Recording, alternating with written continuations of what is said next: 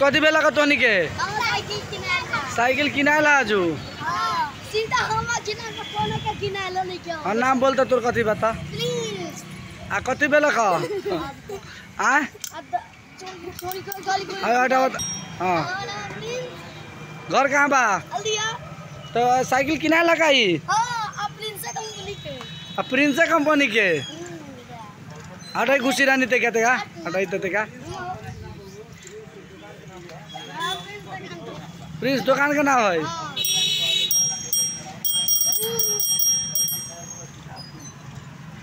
देख ना हो गया ला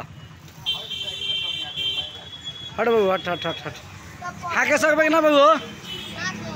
हाक ले भाई बोल तोरा कथी वगैरह लगो मैं ठीक ना लगो